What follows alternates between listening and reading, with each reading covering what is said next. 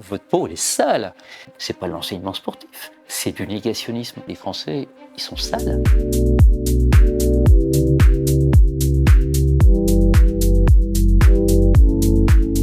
Je m'appelle docteur Parot Roger et je fais de la chirurgie pédiatrique depuis très très longtemps. Par rapport à l'évolution de ma carrière, j'ai vu augmenter à la fois en quantitatif et en qualitatif le problème des maladies liées au sport chez les enfants, c'est-à-dire beaucoup plus de demandes de consultation.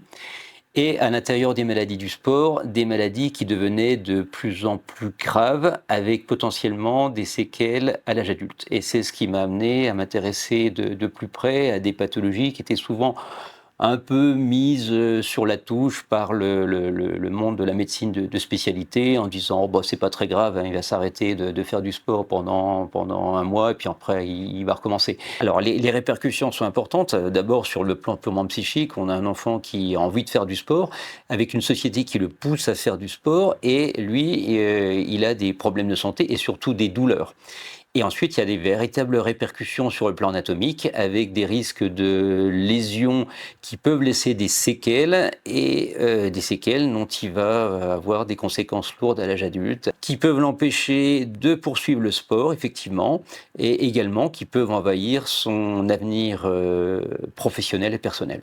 Il y a cette envie généralisée des sociétés modernes à pousser le sport dès le plus jeune âge. Donc en fait, on commence le sport de plus en plus tôt, de plus en plus intense avec de la compétition. Le sport, c'est bien quand c'est fait sur un corps bien préparé, quand c'est fait correctement sur les terrains et quand c'est fait à bonne dose. Or, pour l'instant, on est sur du surdosage avec des corps qui sont mal préparés et des pratiques de terrain qui ne sont pas du tout idéales. Changer les pratiques de sport de l'enfant, c'est quasiment impossible à notre niveau parce que ça demande un changement de société qui passe par un changement de rythme scolaire. Si on regarde la façon dont la vie scolaire des enfants se fait dans d'autres pays, on s'aperçoit qu'il y a énormément de pays où on a plutôt les cours le matin et les activités physiques, les activités de jeu ou les activités artistiques l'après-midi. Et ça, c'est l'idéal parce que ça permet de dégager du temps pour faire les choses correctement. Et là, en ce moment, on est plutôt dans du sport qui est noyé entre un cours de maths et un cours de géo, du sport qui se fait en période de digestion, que ce soit celle du petit déjeuner à 8 heures du matin ou du déjeuner à midi, ce qui correspond grosso modo à des aberrations métaboliques. Ça dépend de l'organisation du système d'éducation nationale. Et déjà, c'est un obstacle énorme à franchir. Même s'il y a des évidences, une des plus importantes, c'est de dire on ne fait pas de sport en période de digestion. Comment arriver à faire changer les choses à l'intérieur du ministère de l'Éducation nationale? Moi, j'ai pas de ficelle et j'ai pas le moyen, le potentiel de le faire. Et pourtant, ça correspond à une réalité.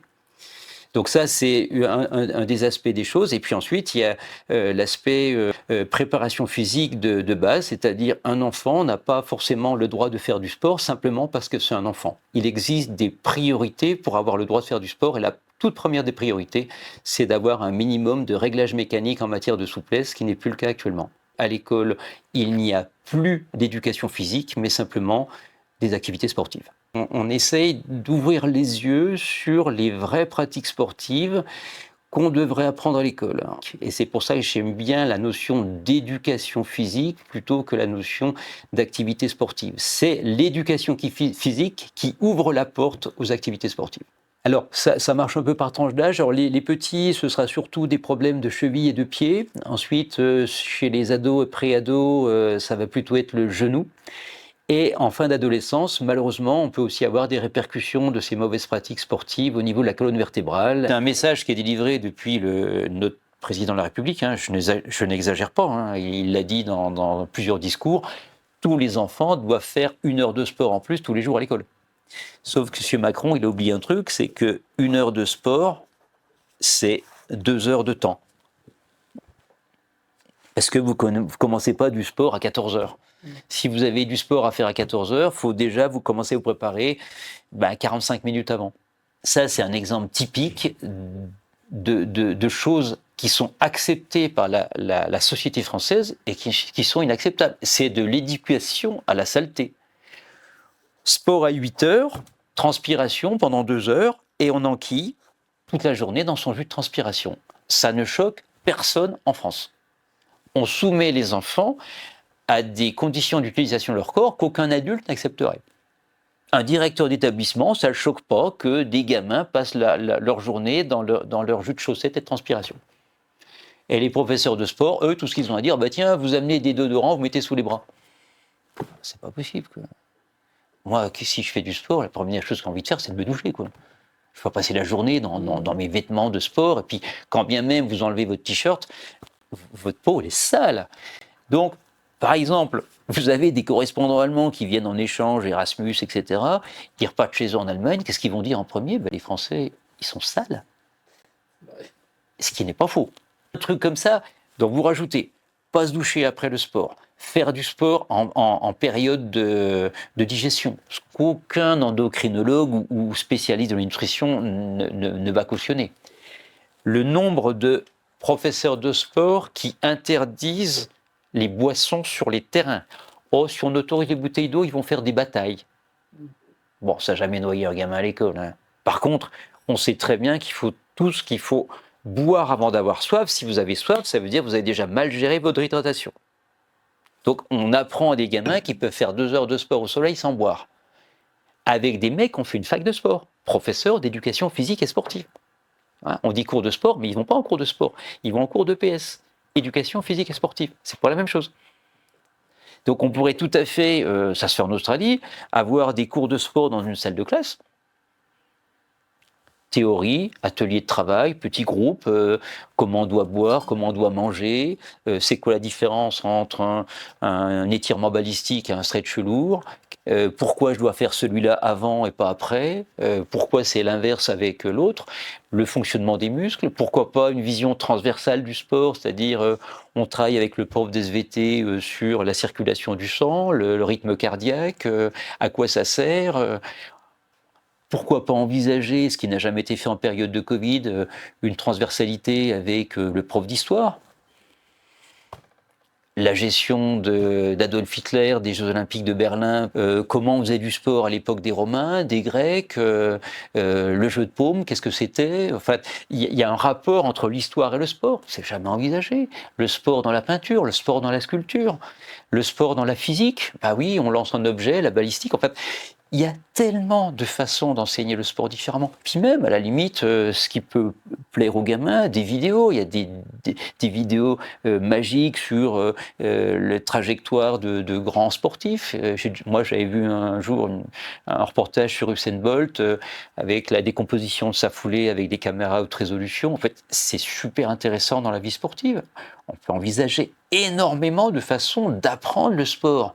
Mais arriver sur un terrain et avoir un mec, les mains dans les poches, qui vous dit « vous faites des tours de stade alors qu'il fait 2 degrés dehors en mois de décembre et que vous n'avez pas été chauffé », c'est pas l'enseignement sportif, c'est du négationnisme. Je peux vous le certifier, un enfant français qui actuellement ne fait pas de sport a plus de chances de rester en bonne santé.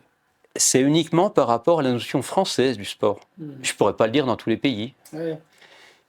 La caricature du football fait qu'actuellement, dans un club de football, un enfant n'aura quasiment aucune séance d'étirement. Vous allez faire du football en Angleterre, il y a à peu près 3 à 4 séances d'étirement à chaque entraînement de foot. Donc le problème n'est pas lié au football, il est lié au football à la mode française.